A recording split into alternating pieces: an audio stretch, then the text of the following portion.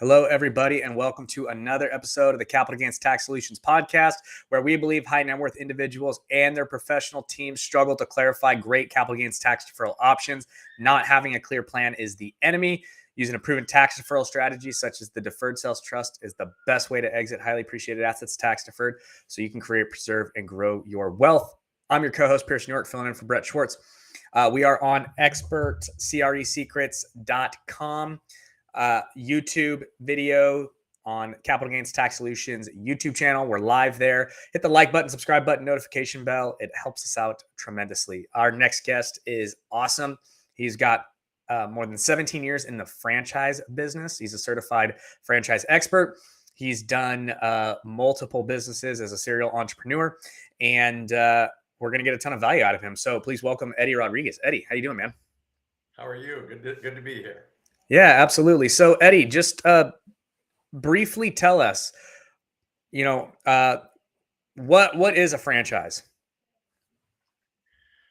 What distinguishes a franchise from a startup business is it's an already established business. It's also validated, meaning there are other successful owners already operating that business around the country, probably around the world. It also comes with a ton of support. So whether it's technology, marketing, operations, or otherwise, you go back to your market to launch your new franchise business. You're in business for yourself, but not by yourself. There's a corporate entity that can help you get your best traction and give you your best chance at succeeding. That's why over 80% of franchises that open today, on average, are still around 8 to 10, 15 years later, versus around 17% of startups that are only around for about 2 years. Sure. So the difference is that we're going to get a bunch more support. We're going to get a bunch more established systems and processes. We got a proven model. Yeah, I mean, you don't have to reinvent the wheel. Most successful franchise owners in America are military veterans because they're taught and trained to follow systems, or their life is on the line. The only reason that I tell all of my clients to consider exploring franchise ownership, and people have many.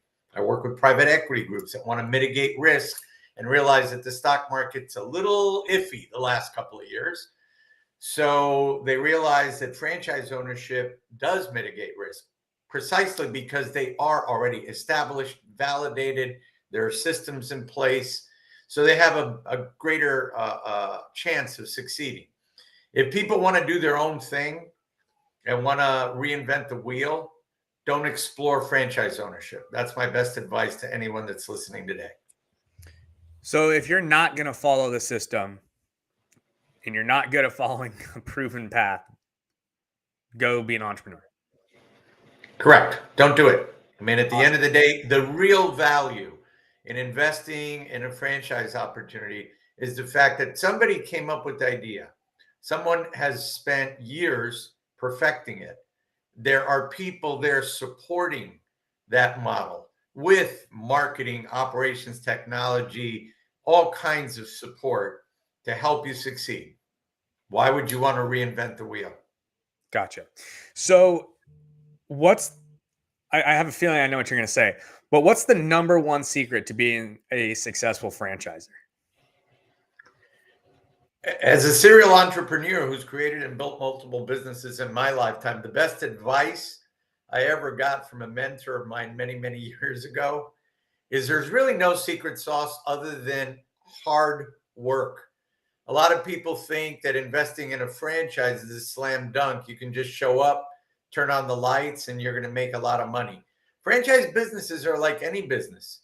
They come with a much greater chance to succeed. But when you launch it, you have to work hard, focus on what the franchise group has already trained you to do, and get after it. So there's no real magic bullet to being successful with franchises, no different than there's no magic bullet to being successful with your startup. So hard work, discipline. What's the second secret? Utilize a very important resource that comes with franchise ownership. There are other owners in that business around the country operating the business, and it becomes a family. They are there for you to call, Mm. gain knowledge from. If you hit a hurdle and you want to call, I don't know, somebody that owns that same business in Charlotte, North Carolina, or wherever, there is a book that's very handy. It's you can call anybody and they are there to offer you their experience and how they're operating the business successfully. So that's a secret. That's a big secret. You're not alone when you build a franchise business. You have a corporate entity and other owners already operating that business that you can tap into. So you also buy into a network of people Correct. that are doing extremely the same thing that you're doing essentially, and they're able to mentor, guide, lead you, problem solve with you certain, situations and challenges that arise. Yeah, I mean, to that extent, even when I'm working with clients, one of my biggest advices as they are exploring opportunities that I may present to them is make sure that you validate yourself, these businesses.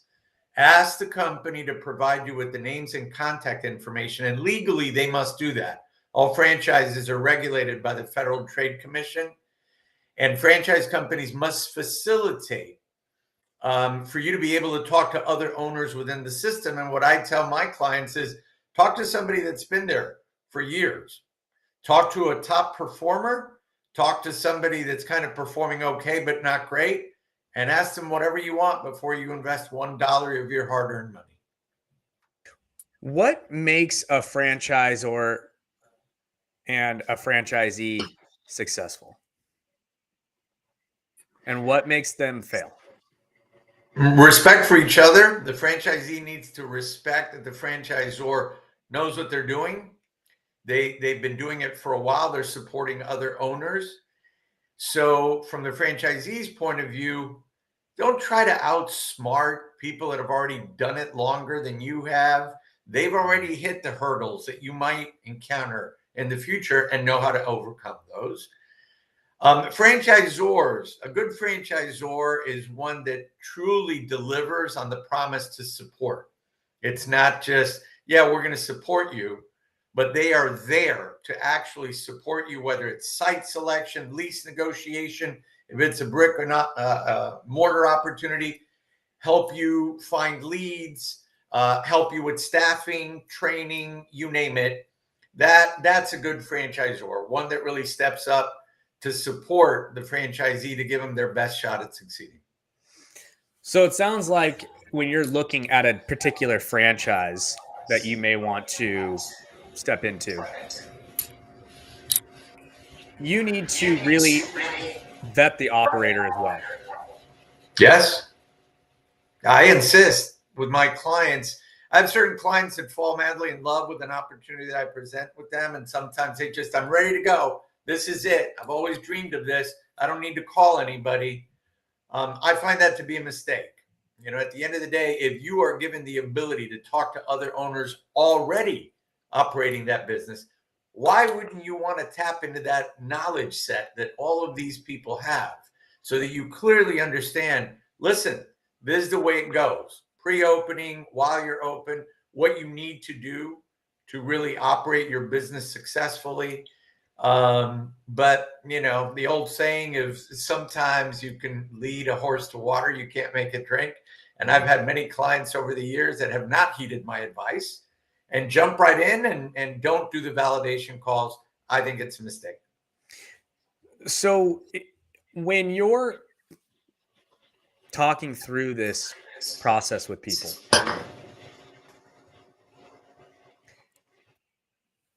how do you see the correlation between your kind of like advice to them and them following it and them being successful versus not successful? And I guess the question really comes down is, why do people need an Eddie Rodriguez?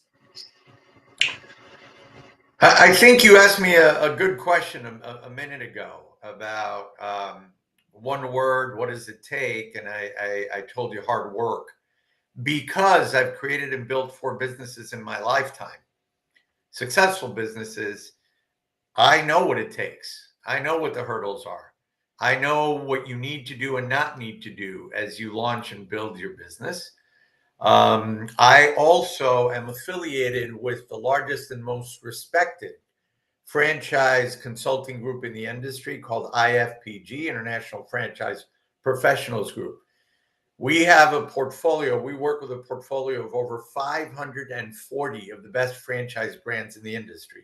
I tell my clients that I don't have a dog in the fight when they come to see me. I'm not a broker that represents a few brands and I'm trying to sell people. I don't have a sales background. So what I do is listen carefully to people's lifestyle goals, financial goals. Do they want it to be a legacy business for their kids? Do they want to move from where they're living and go somewhere else? So once I clearly understand what people's goals and motivations are, short and long term, that's when I do a deep dive into the portfolio to research. And usually I pick out maybe 4 or 5 opportunities that check off all their boxes. And that's when I present it to them. So tell us a little bit more about the franchise Tailor and what you guys do. Yeah, what we do is we talk to a lot of people that are either upset that they just got laid off or are still working, but either want to kill their boss or just fed up with the rat race of corporate America, where they feel like they're swimming upstream. We also work with very successful people that want a second income stream and are a little edgy and nervous about keeping their money just in the stock market, and have learned that there are really good passive and absentee franchise ownership opportunities so they can derive a second income stream. We also work with private equity groups. We even have a division of my company at the Franchise Tailor that works with visa clients, people that want to come to America legally and obtain either their E2 or EB5 or L1 visas so they can move to America legally and operate a business in America. Franchise ownership is a good vehicle that immigration lawyers like for them to consider because they're all registered with the federal government, all these franchises. So there are a lot of different clients that I work with all the time. I don't have one blanket kind of mode of operation other than to listen very carefully to what people want and, most importantly, what they don't want to do next. And my job is to at least try to get them to a place where they explore opportunities that make sense to them. And who knows, worst case scenario, I might introduce them to something in the marketplace they didn't even know existed.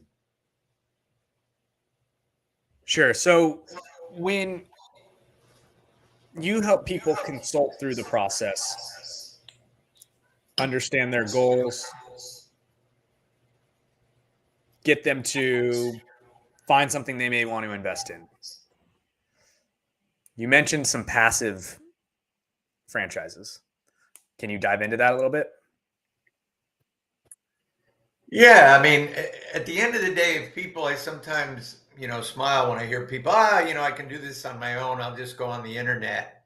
If you go on the internet and just Google franchising, you might get a migraine headache. It's a massive industry. And without working with a certified franchise consultant like myself, there are many good ones. It's like going into a vast, dark ether that you have no idea what to look for, because there are fully passive opportunities. There are semi-absentee opportunities where you can keep your current job and maybe work on, not in, but on. So we look for technology forward companies that provide you with proprietary software so you can manage your business from your computer and your phone and devote maybe 10 hours a week to study KPIs and work, directly with your manager once a week to make sure you're on top of your business, but you're not in the business itself. Those of us that have been doing this a long time know the portfolio of brands, know the different sectors, know what's trending in the marketplace, especially now post-pandemic, We even do territory and viability checks. There are certain businesses and sectors that work better where I live in South Florida than in Albany, New York, or vice versa. So we provide a major coaching service to people so they don't make a mistake and they have the ability to gather as much information of what might be a best fit for them or not. Yeah, that's interesting. So when someone goes to exit a franchise, walk me through the process. Is there a market for it? What does that look like? Maybe some of the tax ramifications of that. Talk to me a little bit about that. Sure. Well, that's a good question because a lot of clients often ask me, well, what happens if we want to sell and move to another state or whatever, wherever their life takes them. When you own your franchise in your market, it's your business. You can do whatever you want with it as long as you inform the franchisor. A franchisor is like your partner. They're there to support you. So if you decide that you want to sell your business because you want to retire and play golf or move somewhere, all you have to do is inform the franchisor. Exiting franchise ownership is actually oftentimes much easier. Why? The franchisor wants to replace you with another good new franchisee. So they immediately get to work and inform, for example, our network. Listen, there's this franchise that's been operating in Atlanta, Georgia, whatever. It's up for a resale. Please put it into your resale portfolio. The franchisor is motivated to help the owner sell their franchise, not out of the kindness of their heart, but predominantly because they want to secure a good new franchisee to take their place. I don't know if that helped answer your question. Yeah, no, absolutely. So it sounds like there's a market for the resale of the franchisor. What kind of multiples are you getting on a franchise? Well, like in any business, it depends on the actual business, but generally, whether it's one-time sales or anywhere between 2 to 5 times EBITDA, depending on the business and the margins. So from a resale point of view, it's very consistent with a traditional business model. And yes, there are a lot of resales. I actually get clients all the time that go, listen, I don't want to wait, to launch my business. Do you have one of these franchises that are already there, ready to go? So we explore a resale portfolio and introduce them to resales that are currently operating. And I just did a deal recently with somebody for a resale. Business was up and running. The guy was 72 years old, wanted to retire, and he was willing to stay on board for 6 months to get the new owner up and running. So yeah, there are a ton of resales in our portfolio. I think currently today there's probably a little over 400 resales around the country. How many of these franchise businesses come with real estate? It depends. There are franchise brands in our portfolio that come with real estate, brick and mortar opportunities, for example, whether it's a fitness type business or a brick and mortar healthcare, like a physical therapy franchise, for example, beauty industry. There are a lot of opportunities in the portfolio also that are not brick and mortar, so they do not come with retail real estate attached. But yes, there's plenty of franchises in our portfolio that come with retail and real estate attached. So when someone goes to liquidate and they're getting, one times, sales, or they're getting, 2 to 5x on EBITDA, tell me what's the biggest frustration you guys have with the tax and doing a 1031 exchange with those? I mean, honestly, we steer away from that. I always tell my clients that I'm not their CPA nor their lawyer. So, my advice to clients that are interested in a 1031 exchange is to talk to their professionals, whether it's their accountants or their lawyers. I try to steer away from those conversations with my clients. It's not my role, to be perfectly candid. Yeah, and that's totally fair. I was just asking because, a lot of the times we get these people that are trying to sell a business or, um, something in there, and they can't even do a 1031 exchange because of the business.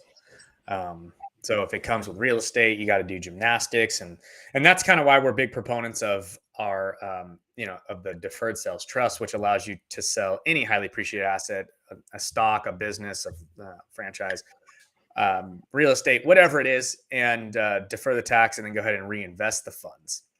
So we always ask, what's the biggest frustration with that 1031 exchange, and how does that affect some of the clients coming into it, right? Yeah, I mean, I don't mean to not answer your question, but it's no different than, for example, I have clients all the time that go, "Hey, can you offer help with financing my new business?" We work with very reputable franchise financing experts in the industry that have a lot of experience funding financing franchise ownership. So instead of telling them what to do, I direct them to the experts. They're the funding people. No different than somebody asking me about a 1031 exchange or tax ramifications or legal ramifications. I always advise my clients. Again, some of them listen, some of them don't. Before you review a 150 to 200 page franchise disclosure document, and all franchises must provide candidates that they talk to legally with this FDD, the franchise disclosure document. If you have insomnia, pick one up. It'll help you get to sleep. They're all over 150 pages long. Yeah. Hire a professional, a franchise lawyer, to disseminate all the information. You're about to consider investing a good chunk of money. No different. Here comes the franchise agreement. You have a contract to sign because you're purchasing an asset, right? Hire a lawyer to take a look at that.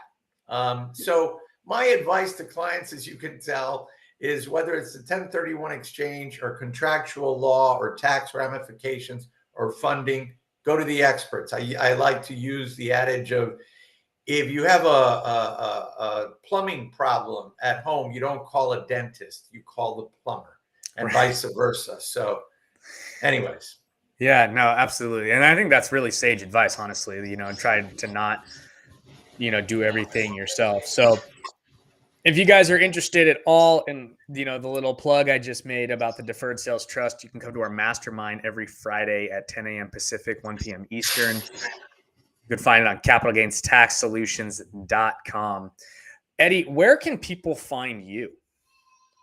Sure. They can find me. My website is the franchise Tailor, TAILOR.com.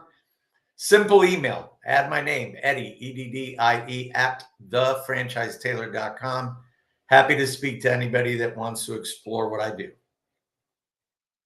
Awesome. Well, this has been fantastic. You've shed a lot of light on the franchise world, a world that honestly I don't know too much about at all. So this was great, and I'm, we're just scratching the surface here.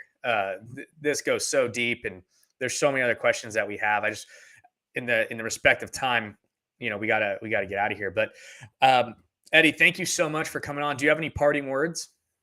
No, thank you so much. I really enjoyed our conversation today, and I hope I added value to all of those that are listening in today. Yeah, absolutely. And thanks so much for coming on. And thanks again, everybody, for listening to another episode of the Capital Gains Tax Solutions podcast. As always, not having a clear plan is the enemy. Using proven tax deferral strategies such as the deferred sales trust is the best way to exit highly appreciated assets tax deferred, so you can create, preserve, grow your wealth. Hiring experts like Eddie to help you make informed, wise decisions for franchises, and going to the experts. We're not calling dentists to fix plumbing issues. It's a great quote for sure. So thank you again, everybody. Hit the like button, subscribe button, notification bell. Eddie, thanks again, man. We'll catch you guys on the next one.